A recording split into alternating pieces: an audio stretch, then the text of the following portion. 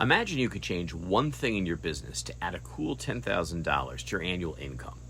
Would you do it, even if it's hard? On this podcast, we don't talk about pie-in-the-sky theories. We try our best to speak straight and give you solid advice from our experience as land investors and from those experts we interview. So today, we're going to tell you about a mistake we made when starting out that cost each of us at least $10,000 apiece. Was it hard to overcome? Sure, but not because it was hard, rather because it required a shift in mindset. Make this shift and prepare to put your business on overdrive.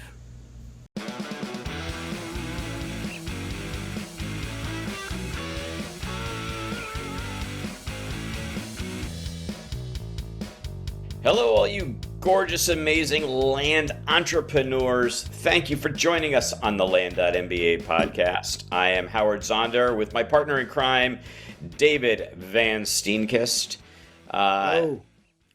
Before we get started, it would be so wonderful if you would help join and grow the community by liking or subscribing both the podcast or on YouTube. And we're very excited to say we are now on Rumble.com. That is actually our preferred video platform. It's really nice the way they present it. It's actually a nicer experience than YouTube. So you can go on there, you can like things, subscribe, leave comments. We'd love to know if you have any questions that you'd like us to answer on the podcast or topics that you'd like us to cover. Just put them down there, and we check it, and we will create some future podcasts about that. As you see, my partner is getting smaller by the second here. He just changed his size a little bit. All right, so if you're listening to this on audio, you don't know what the heck we're talking about. But anyway, so today we're going to talk about what is likely the biggest mistake that newbies make. We had a little conversation about it. We came up with a couple different ideas of what the biggest mistake is. Mistakes. Some of them are just in how you approach deals. But honestly, the one thing that I think matters more than anything else is utilizing your most precious resources in the best way. We are entrepreneurs. We only have so much resource, and we have to use them in the most efficient way in order to achieve our objectives. And those resources typically are time, money, relationships, things like that. Now, money is an interesting one because the fact of the matter is money's really not that limited. There's always a way to get more money. You can borrow money. You can borrow from friends and family. You can borrow from the bank. You can find investors who will fund your deals for you. And that was actually one of the ones we came up with, is that newbies oftentimes are going after the small, cheap stuff because it feels safer. And back when we started, that may have been true because there weren't very many people funding deals back then. But now that we have people funding deals, you can get in there even when you're not an expert in the process of the business yet, and you can do larger deals because you can find partners to help you with it. So not quite sure that that's it. But the one resource that you only get so much of is time. It is the limiting factor. And so we have an obligation to the success of our business to make sure that all of our time is spent in the most productive way that's going to contribute as greatly as possible to the success of the business. Yep. And what ends up happening is that the first big thing we all do, and we have to keep doing in this business, is getting mail out the door. And I could tell you myself, when I started in 2016, being a kind of anal guy that I am, I was printing and doing all the mailing out of my house. Stupid. But I was doing it. I was printing my letters. I was printing my envelopes because I was putting specific stuff on the envelope, thinking it would get me higher open rates. I was doing all this kind of crazy stuff. And then I was folding them and licking them and stamping them and bringing them to the post office. And I was probably spending 4 to 6 hours a week on mailing. What a dumb idea that is for an entrepreneur. And so one day I was having lunch with a good friend of mine who was a serial entrepreneur, very successful, who I've worked for a couple times. And he was asking me what I was doing, and I was telling him about the business, and I was telling him a little operationally how it works. And he just looked at me, and as men will speak to men, and he said, "Dude, you're a freaking idiot." And I'm like, "What are you talking about?" And he said, "Howard, if you want to make money, big money, you have to solve big problems. And you can't solve big problems when you're wasting all of your time solving little problems like how to get mail out the door. That is an administrative task. Yes, it has to be done, but not by you." And I'm going to take credit for this next phrase because this is kind of mine, but it doesn't matter what you do, it matters what you get done. And you can get things done in a lot of different ways that don't require you to do it. Whether you're automating it, you're outsourcing it, you're getting somebody else to do it, you're partnering for it, whatever it is. What's important that you have to make sure as the owner of the business is that things get done. But that doesn't mean you have to do them. That's Uh, right. so when you started, Dave, were you mailing out of your house? I think it's been so long, I don't remember it, if I did it once and then realized, just because I wanted to sort of get the feel for how things worked and everything. Uh, but I had done before got into land, I was sending out mail to foreclosures and houses, foreclosures and probate, things like that. Um, and I did do some of that myself. I can't remember if I did my own mail campaign. I think I had already learned my hard lesson when I was working in houses, and so I pretty much straight away used a mail house. Um, yeah, it's funny.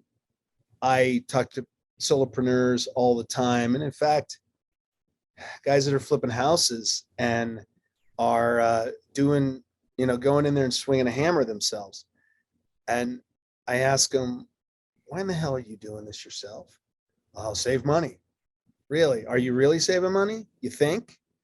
You might be saving money, but you're preventing yourself from making more money because if you're out over there swinging a hammer, and I'm so sorry to use a house analogy, but it's similar. If you're over at your house swinging a hammer, or if you're doing your own mail merge and printing mail at home to save a few bucks, I would argue that you're costing yourself money and time, because those are not the things those are things that are easily outsourceable. Those are things that somebody else can actually do better than you can. And there's making our not to do list or not to do any more list is as important as our to do list. There's things that just because we can do them doesn't mean we should do them. Absolutely. Although I have to say, we must know ourselves. The most important thing is honest self-assessment. Um, I, like many people, despise the idea of withholding tax. I'm like, why is the government going to hold on to my money and not pay me a cent of interest so that I can pay my taxes again at the end of the year? I'll hold on to my money. I'll throw it into some kind of an investment. I'll earn interest on it or dividends or whatever it is I get. And at the end of the year, I'll pay my taxes. And the reality is, that's all fine if you do it. Yeah. Or like the old days, they would have the Christmas clubs. You put the money into the account so you have money for all the Christmas presents. The reason they do it is because the fact of the matter is a lot of us don't do the right thing. Right. And that's true here too. I think the point you're making, Dave, is spot on. It's all about opportunity cost. Every time we choose to do something, there is an opportunity cost, and we could be using that time into something that would be much, much more valuable to the business. And as an entrepreneur, not only do we need to make that decision that we're not going to do the manual labor so that we can go ahead and do something more valuable, but then we have to actually make sure that we are allocating that time to something that's more valuable. We can't just like say, "Oh, now I'm going to screw off for a couple hours." Yeah. Yeah. Yeah. So, that it's a good point, so like if you think about strategy, I mean, we're talking about outsourcing things. maybe you're just starting, you don't have a lot of operational money, you haven't done any or many deals yet. And, so you're doing stuff yourself because you can't yet afford to hire a VA. Maybe you're working a job, you're starting this out as a side hustle. And so part of your strategy needs to be not to yourself create enough cash flow so that you can quit your job and then create another job of land investing. It needs to be first to create enough cash flow to start outsourcing and then grow your business so that you're not working on the busy work when you're not working and you're working on your business and you're working on it instead of in it. Mhm. Now you're gonna have a VA to help you grow, and so you don't have to work on the busy work and you can work on the important stuff and keep your job and keep growing that land business on the side with your staff. And then when the numbers get to the point where you can quit your job, then quit your job. Now you've jumped off into freedom of lifestyle and the ability to grow your business even more because you don't have the job weighing you down. And now you've also got the time to spend with your family. Exactly. Exactly. It's lifestyle is the whole point of it. I mean, if we're just getting ourselves another job, it's a lot. A job is a lot easier, frankly. Sometimes when somebody else is paying it, sometimes there's less risk. They pay all the benefits. There are reasons people have the corporate jobs. I mean, there are some aspects of them that are nice, but there's parts of them that absolutely suck too. And Yeah, so, I mean, uh, you know, you get downsized and you don't have a side hustle and no other income. You get downsized and all of a sudden you have zero income. mhm, Um, so that's another reason to have a side hustle. exactly. Um, so the question then is, if you're not going to do the the manual labor or the admin work, as we say, what are you going to replace it with? And that really comes down to what are the kind of jobs that the entrepreneur should be focusing on? Should be things like what's the strategy? How are we going to, what are our goals? And then what's the strategy for achieving those goals to get there? If it's and if the answer to the how we're going to achieve the goals is all operations, that's not really strategy. No. That's operations, right? Yep. So the strategy is more like, okay, how am I going to increase my deal flow by an order of magnitude? Okay, so in order to do that, can I continue to work in a single little honeypot, or do I need to be in multiple counties or multiple states, or just be in a lot of other areas? What kind of properties am I going to invest in? Am I going to stay in the desert squares, or am I going to go into infill lots, or am I going to go into ranches, or whatever it is, or timberland, or whatever it is? What's my strategy going to be? Yep. How am I going to identify where are going to be the better markets? And I think those kinds of questions are becoming even more important today than ever because of the nature of the economy. Um, Exactly. It's those things. The strategy, I think, is our most important thing, right now, looking at various leading indicators in the economy, looking at different markets, um, and what type of jobs are there, and looking at the different without going too much of a rabbit hole, but you want to look at what type of jobs and how at risk is a certain market in for example, if they're very heavy in technology and technology's really suffering, then you might, those are strategies. The other thing is the thing that's very, very valuable is uh, getting boots on the ground. So not to go see a property, because we don't need to do that necessarily in this business. That's what's so great about it. But actually getting boots on the ground in the areas that you want to take a look at, calling realtors, and as we know, there's only a very small percentage that know land well. So that's a task that is really good for you because you're going to ask particular strategic questions of those realtors and boots on the ground, even meeting surveyors locally and things like that, and getting a pulse for that, even visiting. Um, the local municipalities, the whatchamacallit, Chamber of Commerce, things like that, see what kind of infrastructure and projects and things like that are going on in those areas.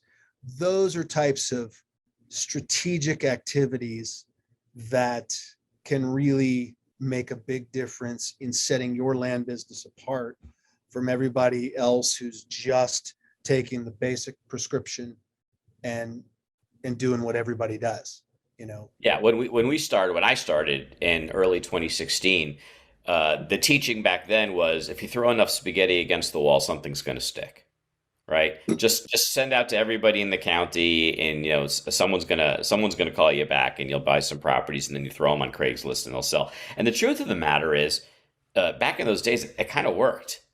Oh, worked But well. there are more people in the business, particularly in those kinds of desert square counties. So Mhm. all of our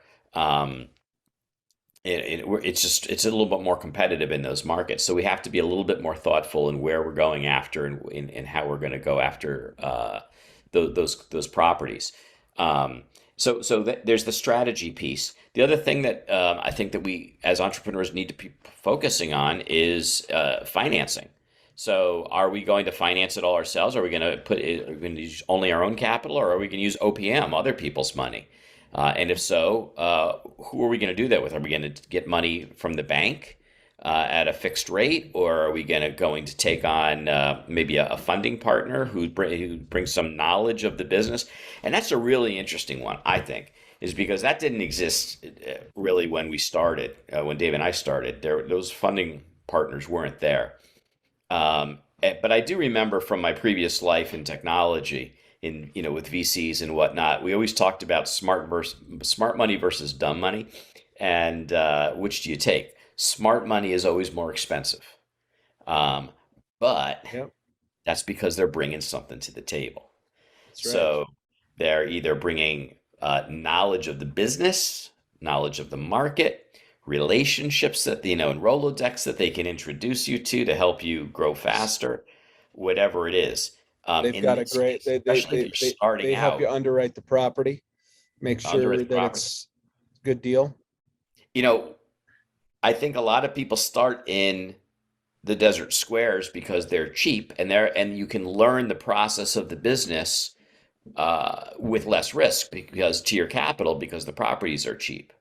But an alternative would be to find a funding partner Yep. who can augment you and help prevent you from making potentially huge mistakes because of their knowledge. And so they're filling in a lot of the gaps on the process piece so that, right out of the gate, you can start with potentially more expensive properties if that's what your strategy is and that's where you want to go.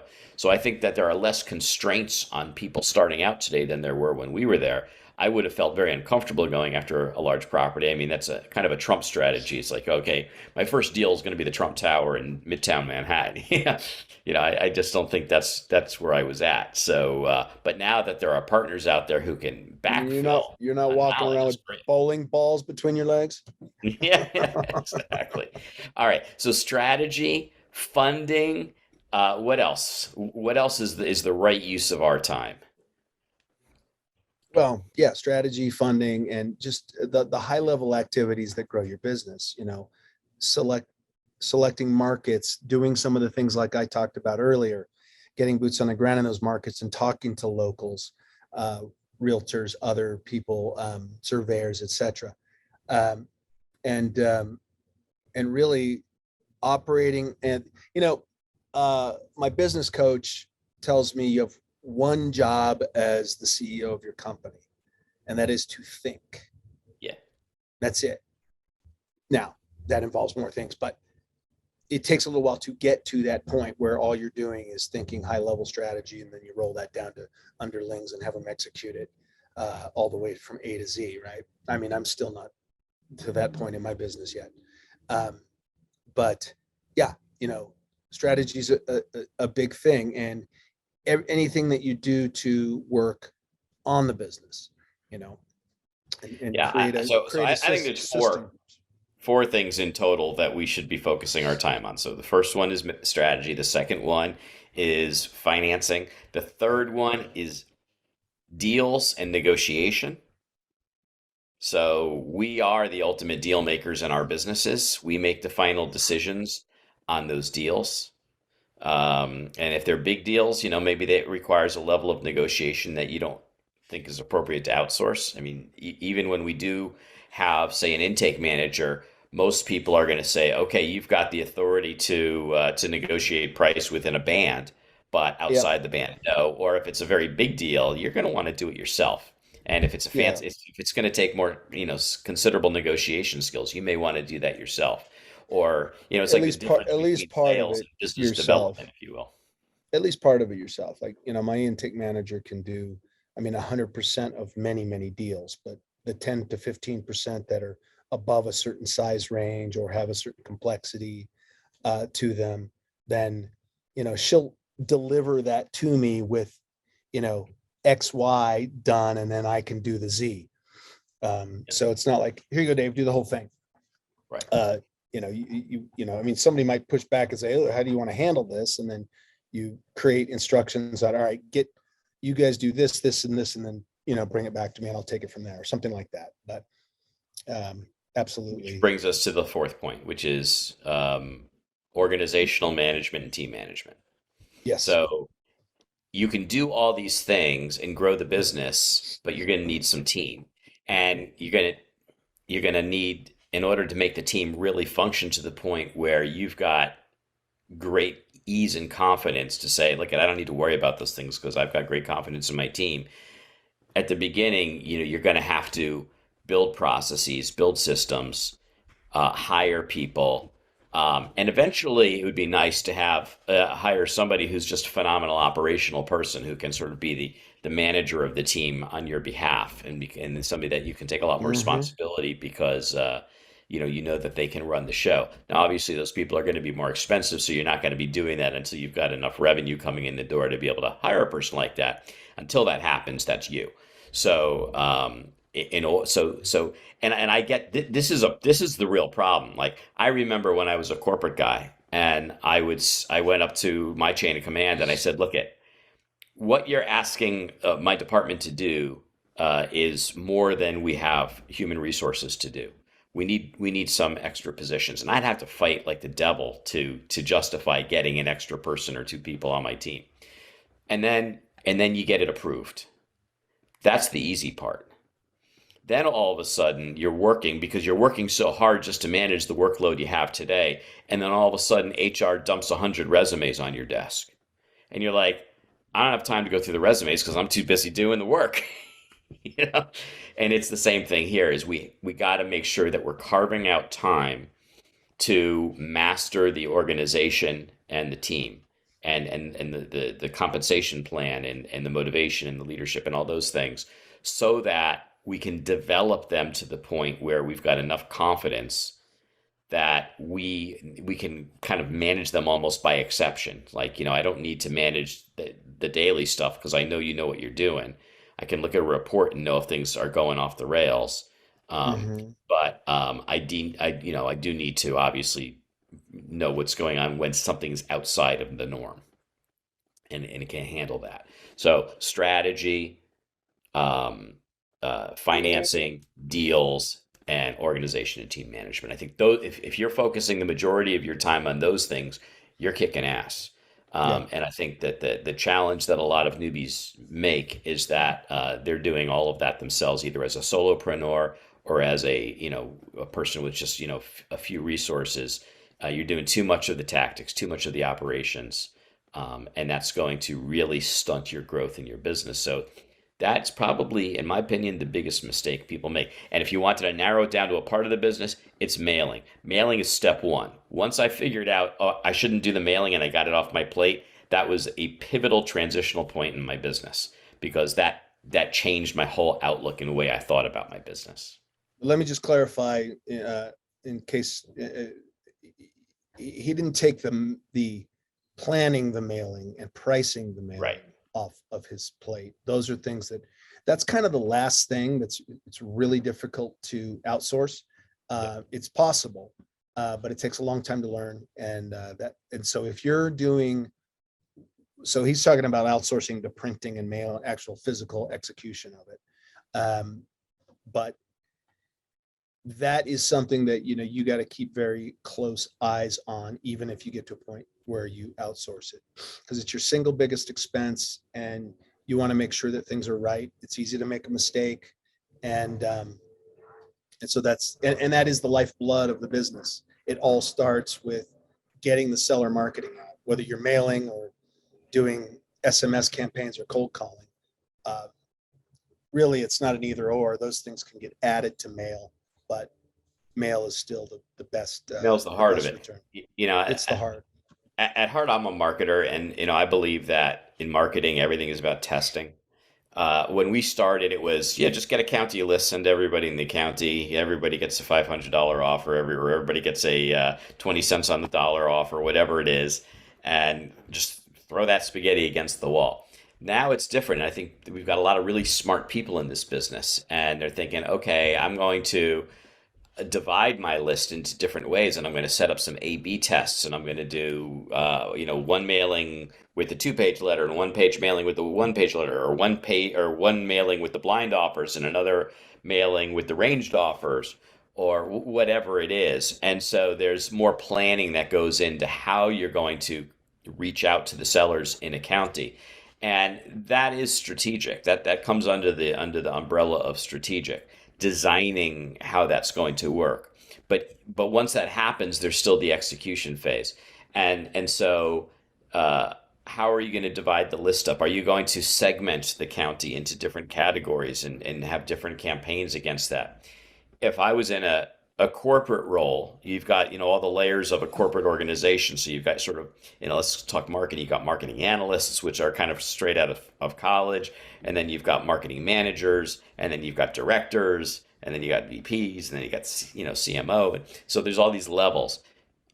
Somebody who can really master that data and master getting those campaigns out the door, that's kind of a marketing manager, right? It's not a director, it's not a VP, it's not a CMO, it's a marketing manager. So maybe supported by some analyst level people. So I think we really need to think about that. That's when you think about how to structure an organization. What kind of people do you need? What kind of skill sets do you need? What can you afford? Um, the better, the better quality people you get, the more you're going to take off your plate. And uh, and so you focus on the strategic stuff, which is the design of the campaign rather than the execution of the campaign. All right. Well, I think we executed that point to death. So we're out of time. And I hope you all got something out of this that you can take away for your business. And we will see you next time. Any parting words, Howard? Don't forget to like, subscribe, and leave a comment. And by all means, tell a friend about the Land.MBA podcast. We're so thankful to have you, and we'll see you next week. We hope you enjoyed this episode, had a bit of fun, and walked away with some actionable insights that you can apply to your business. Dave and I have got some great content and interviews planned, so don't forget to rate and review, and of course subscribe to this podcast on iTunes, Google Play, Stitcher, or wherever you get your podcasts. If we mention any interesting links or tools, you'll find them in the show notes. To learn more about Land.MBA, visit our website at, wait for it, Land.MBA. See you next time on the Land.MBA podcast.